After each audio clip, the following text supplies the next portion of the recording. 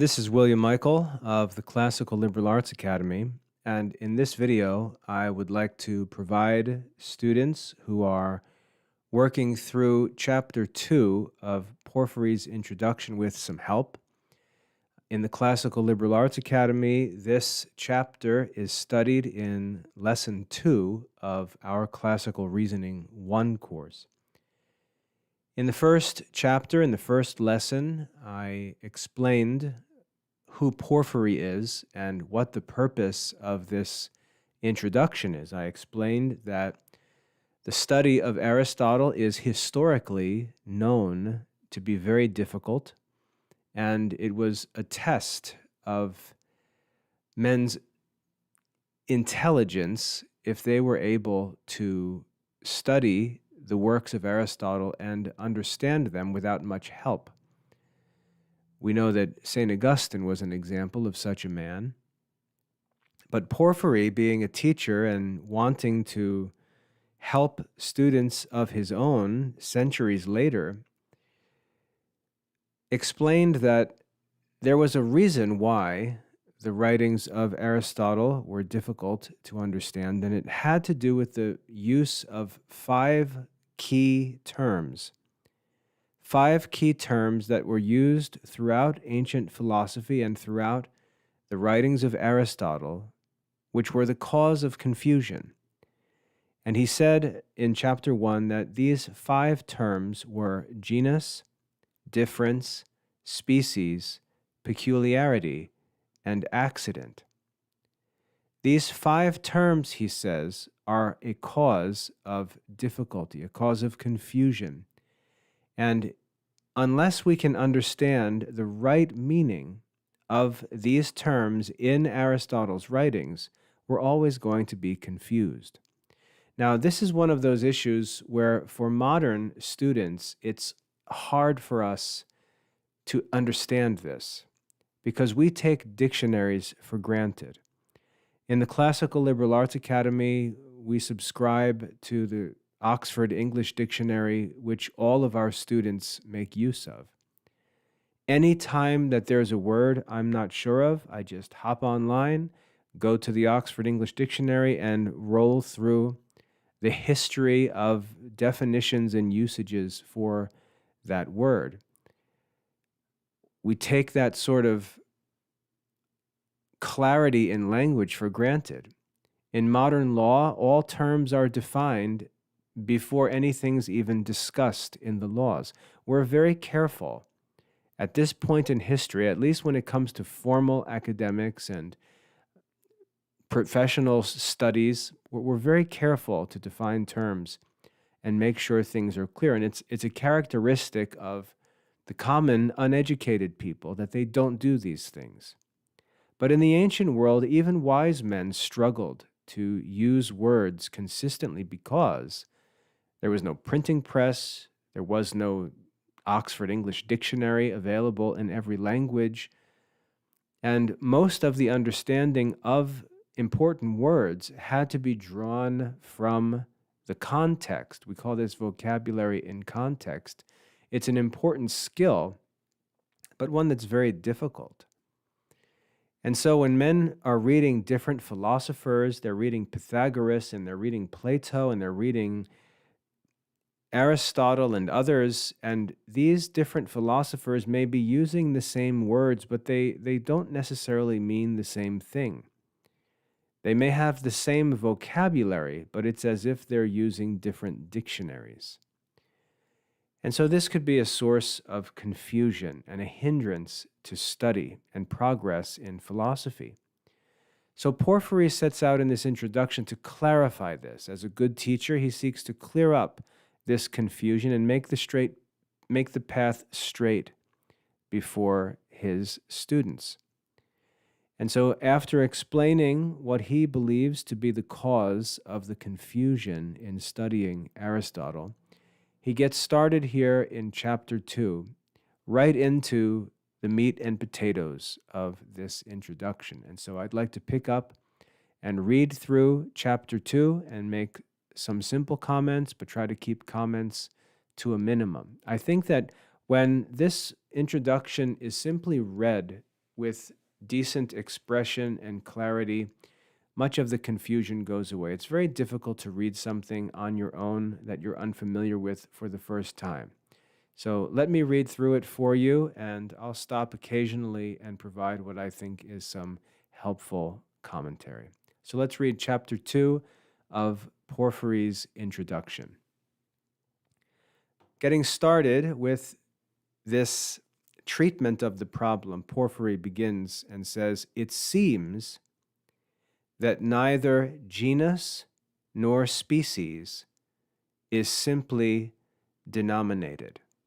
It seems that neither genus nor species is simply denominated. And let's just unpack this a bit, because this is the whole point of the first part of chapter 2. It seems that neither genus nor species is simply denominated. So we've got to understand what this means. For a word to be denominated, or for an idea to be spoken of, we need to give a spoken word to an idea to signify that idea. So in our minds, we have an idea. And in order to share that idea, we've got to express it with a spoken word. And so we've got to assign a word to an idea. Now, when I speak that word and another man hears the word, he takes that word and associates it with an idea in his own mind. So I've communicated the word, but it's not certain whether I've communicated the idea. And this is the confusion that Porphyry says disturbs the study of Aristotle. We're using the same words, but they don't have the same meaning. And this is what it means when genus and species are not simply denominated. If there's an idea, or I should say, if there's a word, and that word represents one idea, when I speak that word, everyone knows the idea that I'm referring to. And I can communicate clearly and simply like that, where there is one word and one idea. That's what Porphyry refers to here as something being simply denominated. It's a very simple naming system in the language. There's one word and one idea, one name for one idea. And the people generally share the understanding of that name and the idea. When that situation is present, communication is very easy, very simple, because the terms are simply denominated.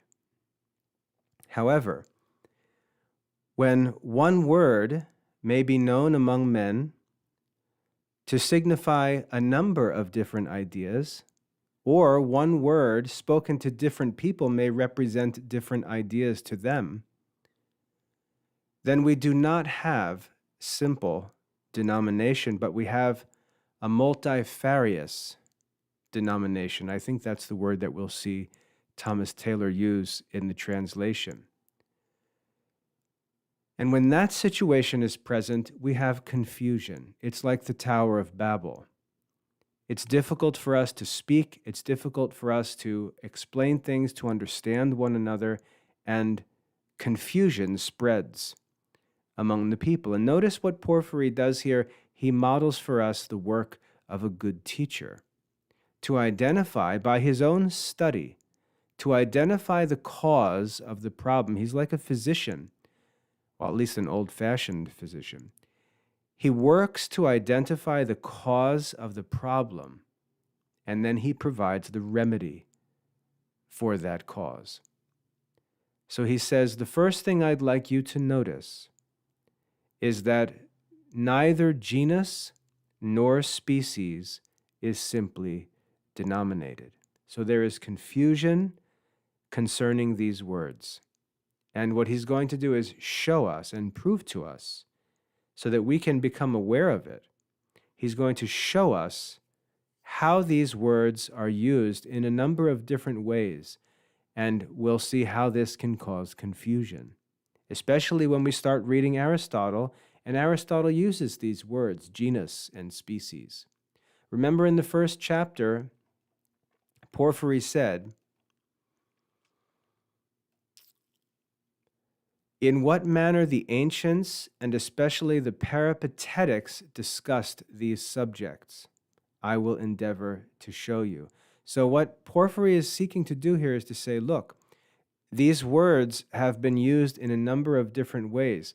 I want you to see how the Peripatetics, how Aristotle and his follower used them. I want you to see what these words mean to Aristotle so that you can read and understand Aristotle. It's a very simple purpose that he has here, but obviously the result of difficult work at the time to figure out what the problem was, sort it out, and then free his students, free us, thankfully, from this confusion. So he says the first problem is that neither genus nor species is denominated. And then he goes on to show us that genus is denominated in 3 different ways. In paragraph 2 here, he presents the first way. In paragraph 3, he says, after another manner, or in a second way, the word genus is used. And then further down, he says again, after another manner. And then he wraps this up in paragraph 7, where he says, since therefore genus is denominated in a 3-fold manner, the third way is that which is considered by philosophers. So this third way, he says, is the way that we need to understand the term genus when we study this philosophy. Okay? So you can see the order here of this first part of the chapter, and let's read it together. So there's 3 different ways genus is denominated, and the third is the way that we're going to be interested in as we study the works of Aristotle.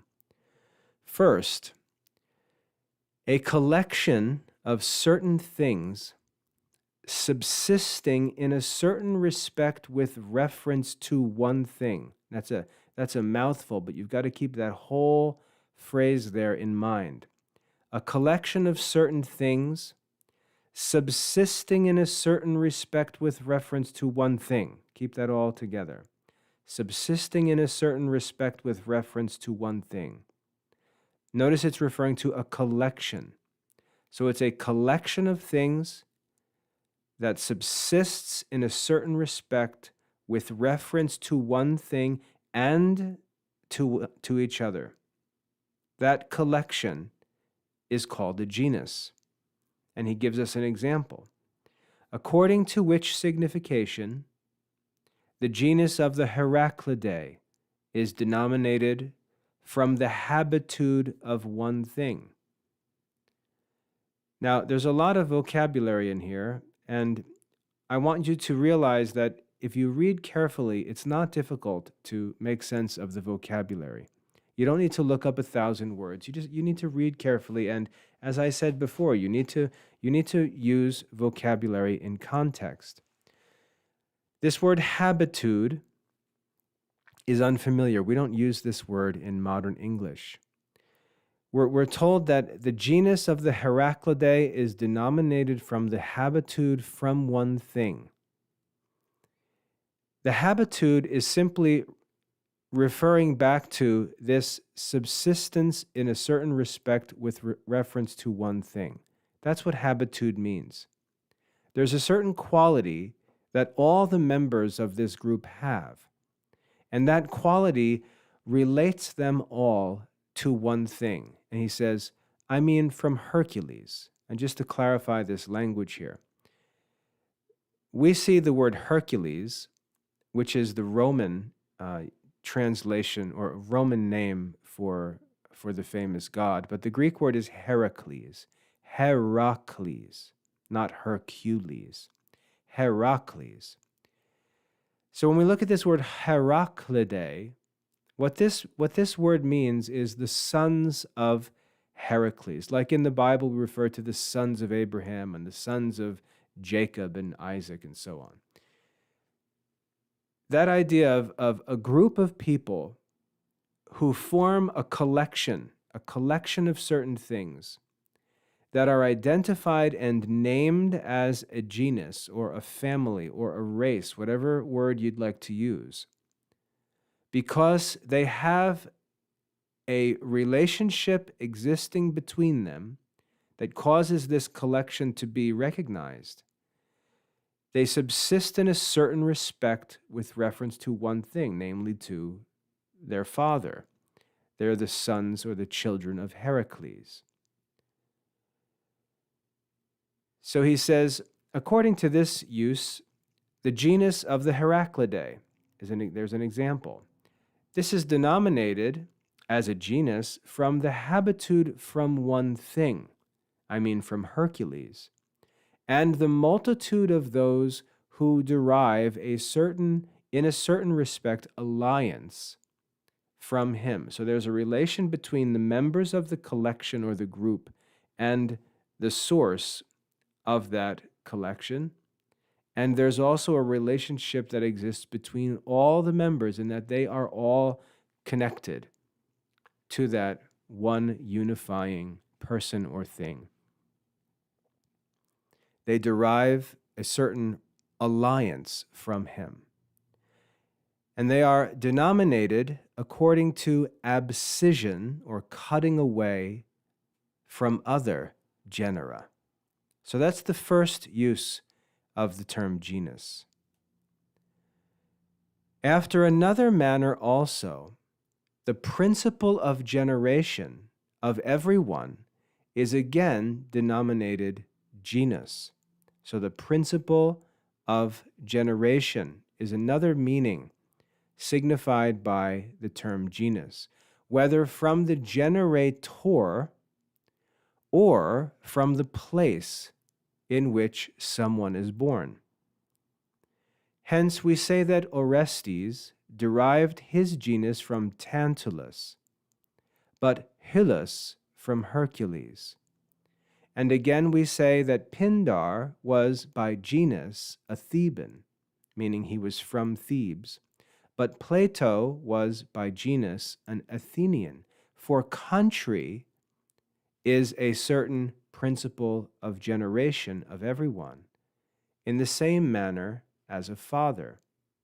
So this is a second way in which the term genus is used, as referring to the origin of something, referring to the generation of something, whether that be literal in terms of a father or figurative in terms of a place. That's the second way in which the term genus is used.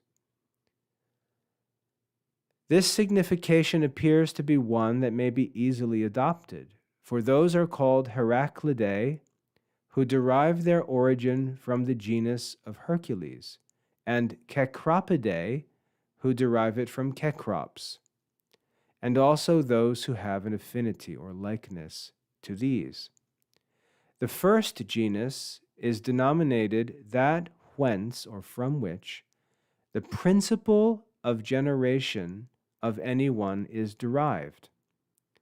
But afterwards, the multitude of those who originate from one principle, as for instance, from Hercules, which genus defining and separating from others, we call the whole collected multitude the genus of the Heraclidae. Again, in the third place now, that was just an explanation of what was expressed in the first two paragraphs. After another manner, and this is the manner that interests us, genus is denominated that to which species is subjected, being thus called according to the similitude of these. For a genus of this kind is a certain principle of the things which are under it, and appears also to comprehend all the multitude which is under it. And since therefore genus is denominated in a threefold manner, the third is that which is considered by philosophers. Now we can see the difference between these is pretty clear because this third definition is very general. We can see how this serves philosophy well. Genus is denominated that to which species is subjected, being called thus according to the similitude of these, that is, of the species. For a genus of this kind is a certain principle of the things which are under it, and appears also to comprehend all the multitude which is under it, that is, to include or contain. That's what's meant by comprehend. Genus is a certain principle that comprehends a multitude of things which is under it. And you've got this illustration that's obviously present in Porphyry's mind, which would lead him to use the phrase under it. What does under it mean? What he's explaining here, and what you've got to get into your mind, is that the principle or the genus is the name. Remember, we're talking about a name, remember? It's the name that divides, or that I should say, names a class of things which can be divided into different classes underneath the genus. So the genus, the name, imagine that at the top, and then imagine a collection of things underneath that genus, which are comprehended by that genus. And those things underneath themselves can be divided into classes, but they are all comprehended under that genus, under the umbrella, as it were, of that genus. That's the idea of a genus with a philosophical sense, the sense that we're actually going to be interested in. What Porphyry's saying is, if you understand genus in this third way, and he's going to explain this in great detail, if you understand genus in this third way, you will be able to avoid the confusion that students run into when they try to study Aristotle.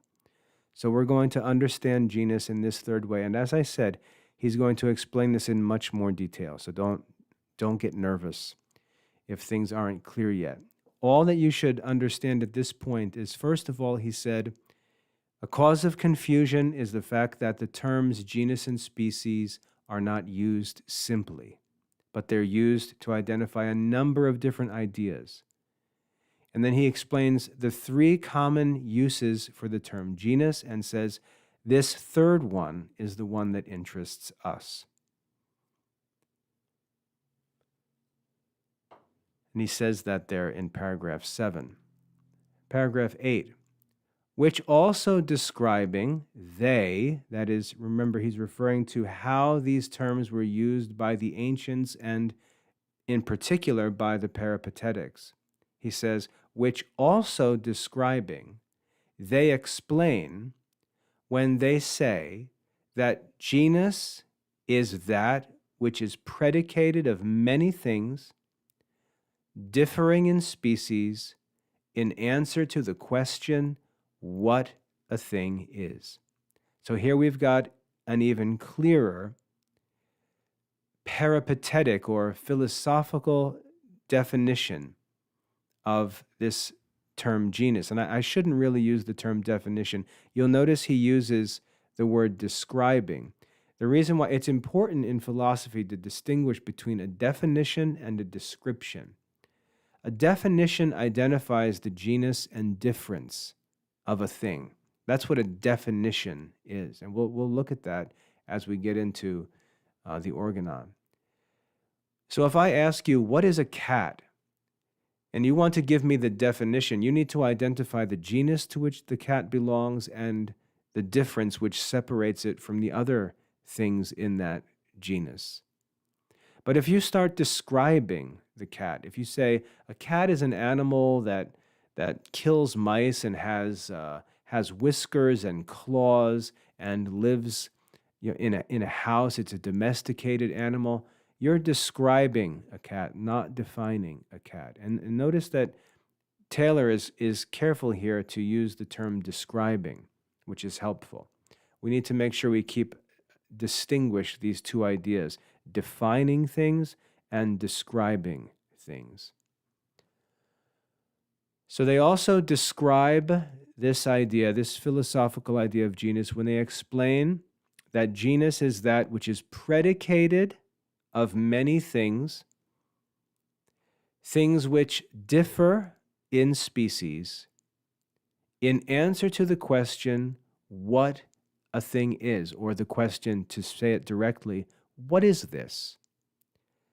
As for instance, animal. So I'll give you an example here. And again, we're going to get into this in great detail, but I just want to give you a sense of what this is referring to. If there was a bird outside the back window, and I pointed to the bird and I asked my children, what is that? My children wouldn't say, it's a red thing. My children would say, it's a bird, or it's a cardinal. They wouldn't say it's a red thing. They wouldn't answer the question, what is that, with a quality. They would answer, what is that, with a certain name that signifies something more substantial than a quality of that thing. They might name it with a genus, for instance, animal. So if I pointed out the window and said, what is that? My 9-year-old daughter might say, it's an animal. It's an animal.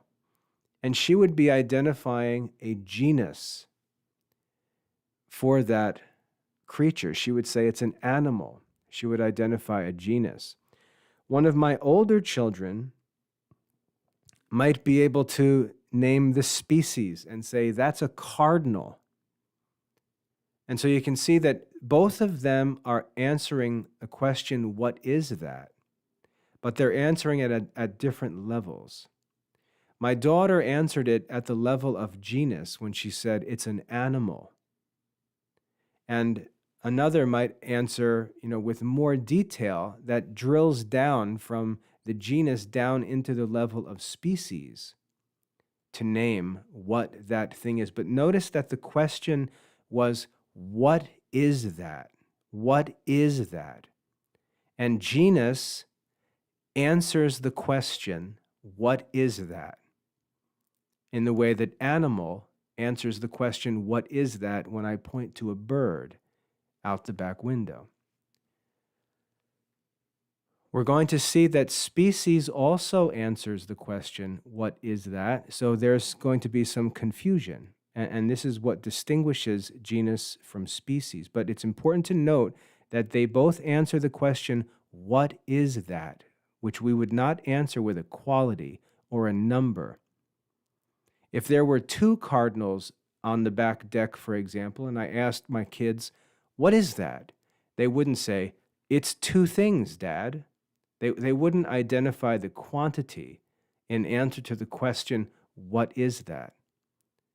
They would either give me a genus or something else that actually answers the question, what is that? So make sure you pay attention to these questions, because Aristotle actually, or Porphyry, is showing us that the question that a term answers helps us to understand what exactly that thing is. So a genus is that which is predicated of many things, because you can take any member of a class, and if you ask, what is this?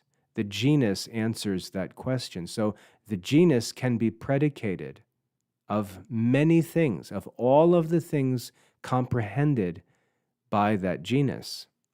So if we have the genus animal, and someone asks, what is this? There are many, many things that can be pointed to, for which the answer can be, that thing is an animal, because genus is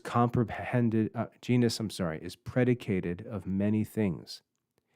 What makes it a genus, however, is that those things differ in species. That's how we know it's a genus, because underneath it are not just individual things, but whole classes of things are found under a genus. So a genus is predicated of many things, but these things differ in species. And the predication, the genus, when it is predicated, it answers the question, what is this? And we're given an example, animal. Okay? So now we're starting to see clearly what's meant by genus, what the real meaning of genus is in a philosophical sense. And that's Porphyry's purpose. Paragraph 9. For of things which are predicated, some are predicated of just one thing only, as individuals. For instance, the name Socrates, and he's referring to the Socrates, the famous Socrates. That name Socrates refers to one individual man. This man, the phrase this man, refers to one individual. That thing refers to one individual. So that's one way in which things are predicated. They're predicated of individuals. Others are predicated of many things, and the word many here just means more than one. So there's not a certain quantity meant by many. It just means a plurality of things. Others are predicated of many things, and this includes genera and species, differences, peculiarities, and accidents which are predicated of many things. So here we have an important distinction. There's a difference between terms which are predicated of only individuals and terms which are predicated of many things. And the terms which are predicated of many things are genera, species, differences, peculiarities, and accidents. All five of the things that Porphyry said we need to understand. So there's one thing, this is important, there's one thing that these five terms have in common. There's one thing that they all have in common. They are predicated of many things. They are predicated of many things in common, and they are not peculiar to any one individual thing. But genus is such as animal. Now he gives us examples, and this is, of course, very helpful. Genus is such as animal. Animal is a thing, animal is a name, which is predicated of many things, not peculiar to any individual thing. Species also. Man is a species. Man is a species of animal. So species would be man. Man is predicated of many things. Difference can also be predicated of many things. Rational, for example. Rational. Now notice I said before that the definition of a thing is given by stating the genus to which it belongs and the difference which distinguishes it from other things in that genus. And we've got the definition of man right here.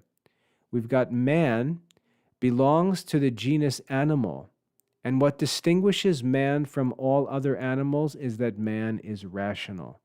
So notice how when we know the genus and the species and the difference, we can define a term. Notice how this is what Porphyry mentioned in the first chapter when he said, this study is helpful for division and definition. You can see how understanding this allows us to define terms. A man is a rational animal. So genus can be predicated of many things, a species can be predicated of many things, a difference can be predicated of many things, peculiarity. An example of a peculiarity is risible.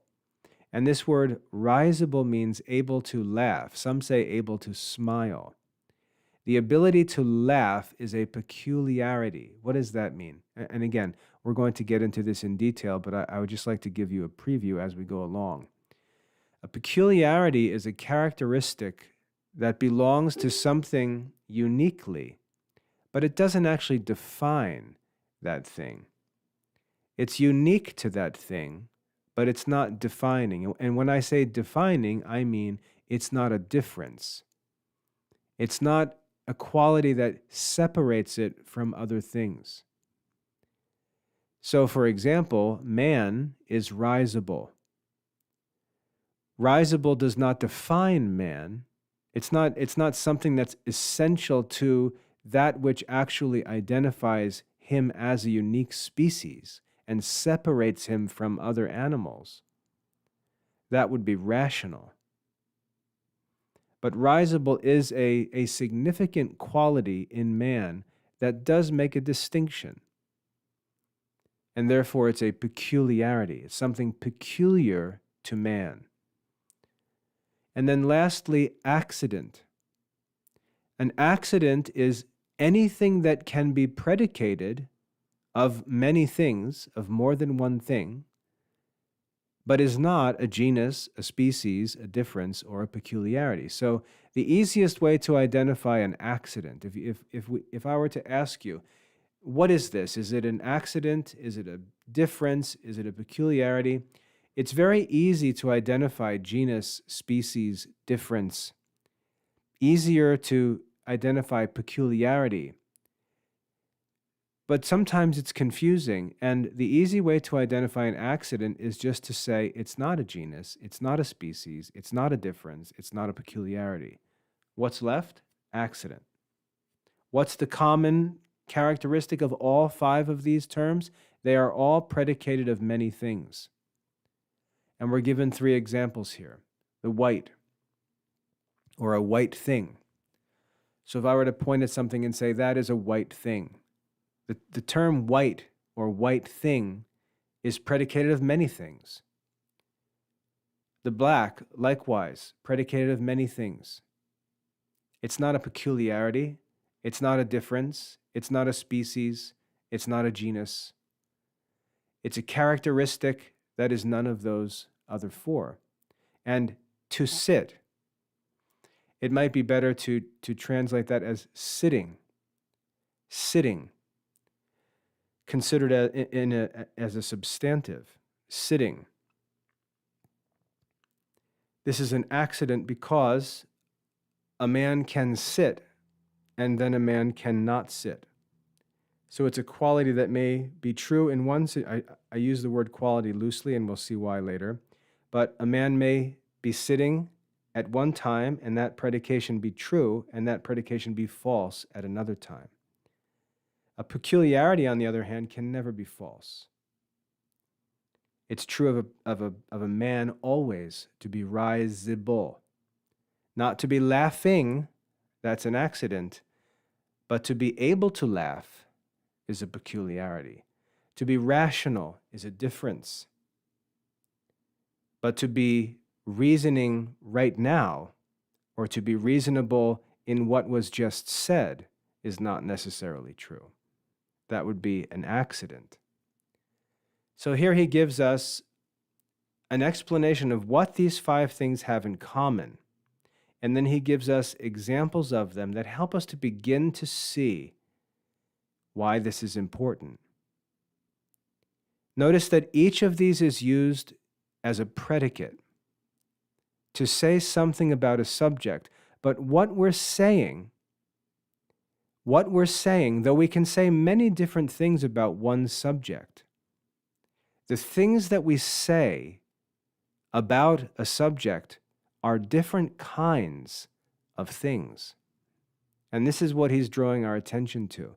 The things that we predicate about a subject are different kinds of things. And there are some really significantly different kinds of things. That's what he's drawing our attention to here. And he gives us this little introduction, as it were, in paragraph 9, which we're going to be explaining for the whole rest of Porphyry's introduction, all 17 chapters. all right? But you should be starting to get a sense of what we're going to get into and how this is going to be helpful. Let's move on to paragraph 10 here. Genera therefore differ from things which are predicated of one thing only in this, that they are predicated of many things. And that sounds like a mouthful, but it's easy to understand if we just back up, zoom out, and think back of what we just learned in paragraph 9. We're making a distinction. And notice what Porphyry is doing here is remember, his goal is to clarify for us what these 5 things are: genera, differences, species, peculiarities, and accidents. He's working to clarify what these things are. The first thing he does, or I should say, the way that he's going to clarify these things is by showing us what they have in common with each other and how they differ from one another. So he's made this first statement about these 5 things. He says they all have one thing in common. They are all predicated of many things. However, all 5 of these can be distinguished or separated from those terms that are used to name only one thing, such as Socrates, or Plato, or Aristotle. Those names, those proper names, are used to name only one individual thing. Genus, difference, species, peculiarity, and accident all name many things. So this is something they have in common that separates them from individual names or proper names. They're all common nouns, common names. Genera, therefore, differ from, and you've got to keep this whole phrase together, things which are predicated of one thing only. You see that? Genera differ from things which are predicated of one thing only. Things which are predicated of one thing only. Things which are predicated of one thing only. That's referring to those proper names like Socrates. Things which are predicated of one thing only. Things which are predicated of one thing only. You've got to keep that whole phrase together, almost as if there were hyphens between each word. Things which are predicated of one thing only. Genera differ from those things. Things like the names Socrates, Plato, Aristotle, this man, that thing, and so on. Because they name only one thing, genera name many things. And they differ from those things in only one way. They are predicated of many things.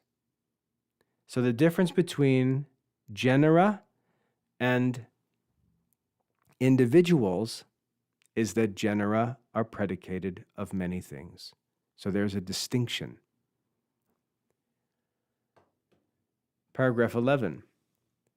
Genera differ from those things which are predicated of many things, and in the first place of species. So now we see that he's now going to explain to us how genera differ from those other 4 things, all of which are predicated of many things. But here's how genera differs from them. Genera differ from those which are predicated of many things. Keep that whole phrase together. Genera differ from those things which are predicated of many things, and in the first place, from species, because those species are predicated of many things. That's what they have in common with genera. Those species are predicated of many things, yet they are not predicated of things differing in species. So here's the difference between genus and species. Porphyry is saying, genera name many things, just like species, but Genera name things which differ among themselves in species, and species does not. Species is predicated of many things, but it's predicated of different things that differ only in number, that is, only of individual things. They differ from one another as being different individual things. That's what in number means. But species is not predicated of things which differ from one another as species. Genera are predicated of many things which differ in species. Species are predicated of many things which differ in number only, that is, of individuals. Thus, man, being a species, is predicated of Socrates. Socrates is a man. And Plato. Plato is a man. But man is predicated of nothing that differs from something else in species. The difference of Plato and Socrates is only that they are two different individuals. That's what it means to differ in number. Man is predicated of individuals and not of any species. But animal, being a genus, notice, it's predicated of man and ox and horse, which differ in species from one another and not in number only. Ox and horse and man are not individuals. They themselves are classes, comprehended by the genus animal. So genus is predicated of many things, which can be divided into species. But species is predicated of things which can only be divided as individuals. So genus and species have this in common. They are both predicated of many things, so they seem similar. But here's the difference. Genus is predicated of things which differ in species. Species are predicated only of things which differ individually.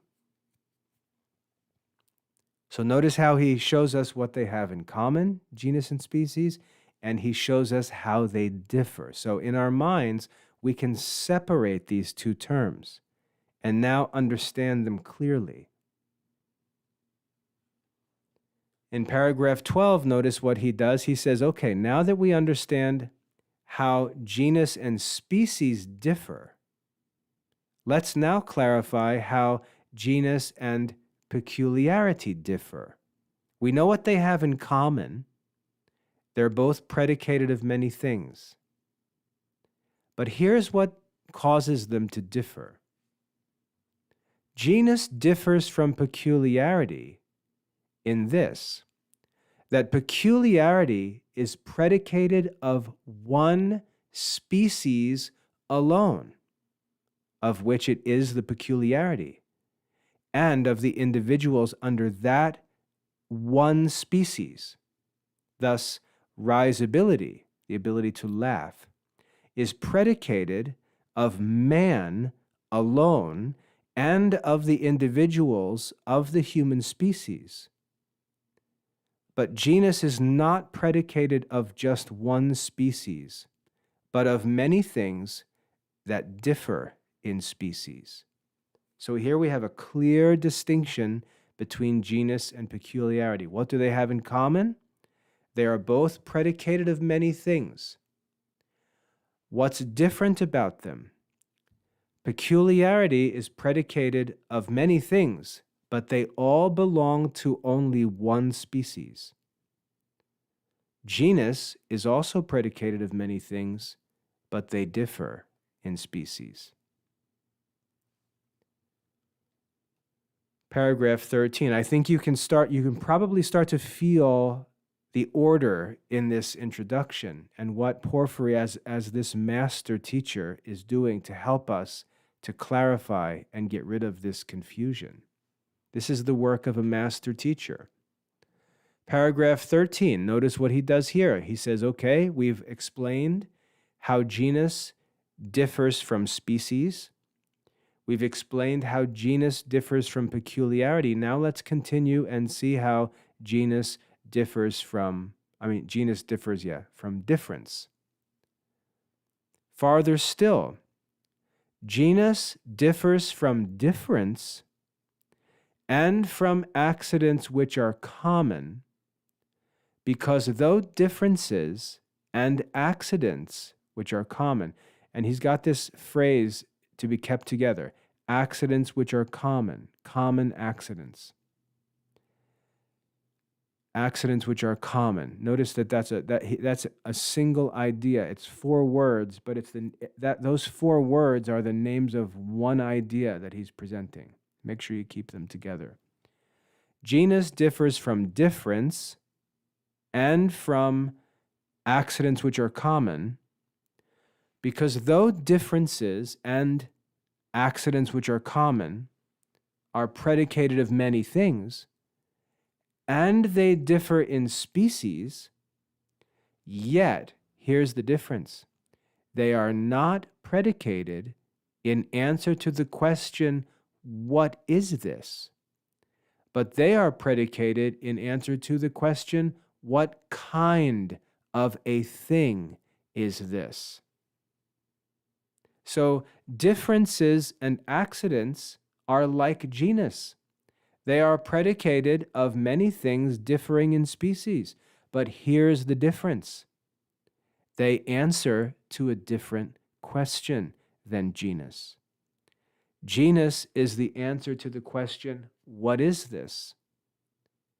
Difference and common accidents are answers to the question, what kind of a thing is this? That's what I was referring to before with the illustration of the cardinal.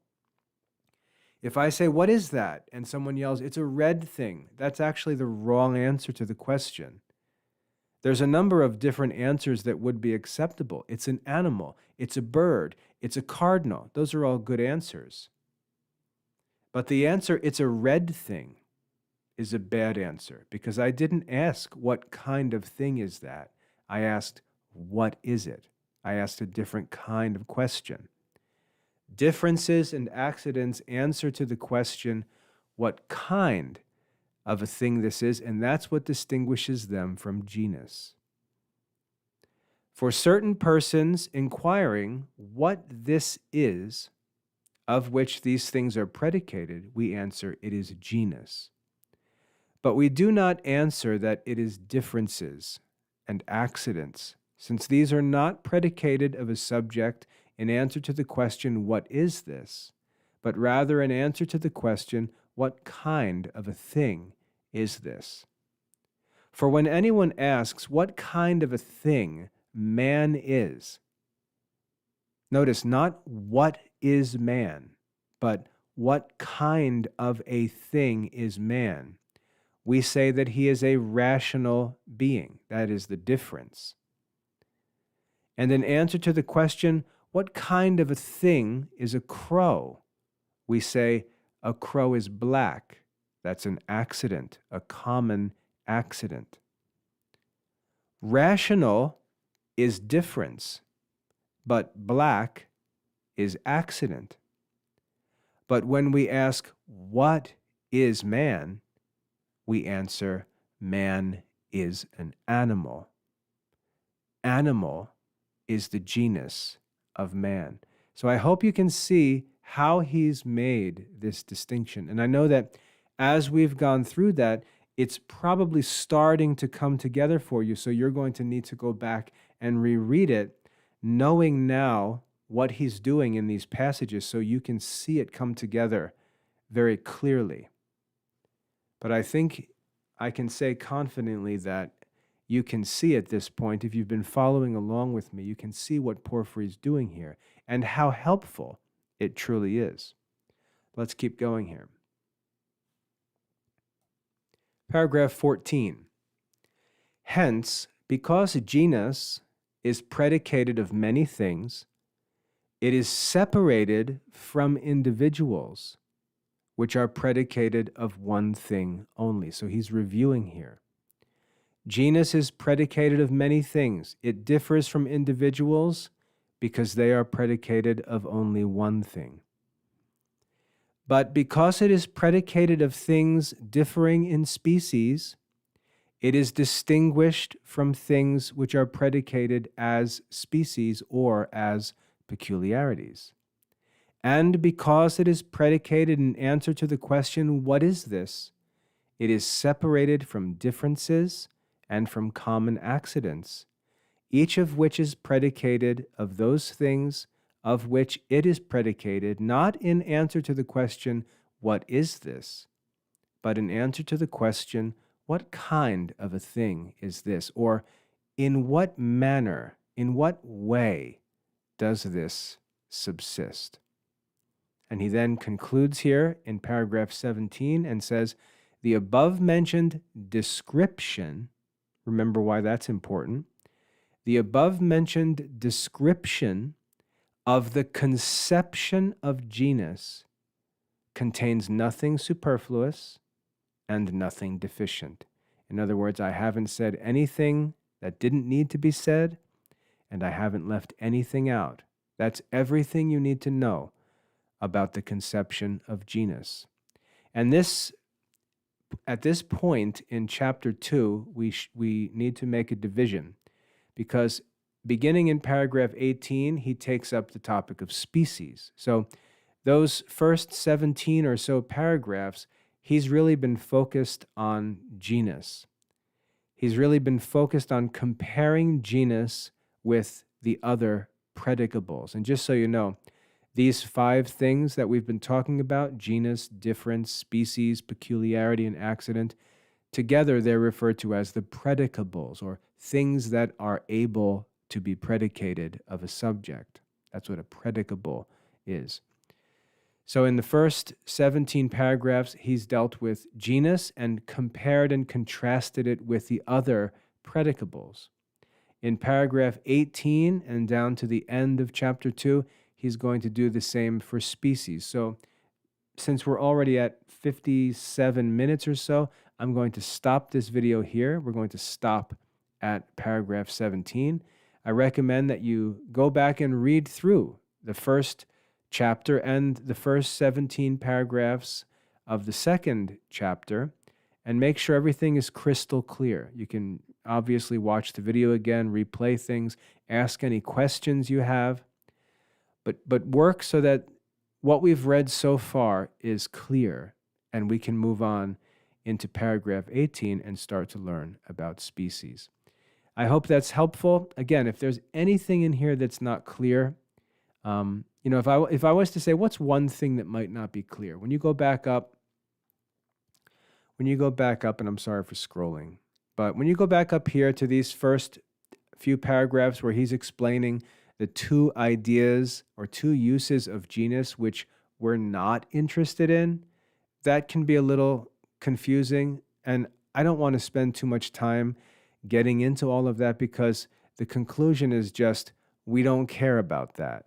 The third is that which is considered by philosophers. So don't get distracted and make sure when you read, always read through the whole chapter before you get bogged down by any part, because you may find in the end that part wasn't even significant. He was just giving us 2 examples of how genus is used, and these 2 ways are ways that we're not going to be interested in. So if you would have just kept on reading, you would have gotten to this part which says, look, we're only concerned with the 3rd way. Whereas what many students do is they'll start reading, especially those who want to pretend that they're some kind of perfectionist. They'll start reading and say, well, I don't understand this, and they'll just stop and bog down and quit when it really doesn't even matter. So always read through a whole passage before you start working to study it for mastery so that you can understand what the actual goal of the passage is. So that's the only thing I would say. It might not be crystal clear. Don't let that distract you, though, because that's really not the purpose of this chapter. It's really to establish this philosophical idea of what a genus is. And then we get into the comparison with the other predicables. All right? So read through that, study it carefully, ask any questions. Let's get things ironed out before you move on. And in the next video, I'll pick up here at paragraph 18, and we'll work through to the end of chapter 2. I hope that's helpful. God bless.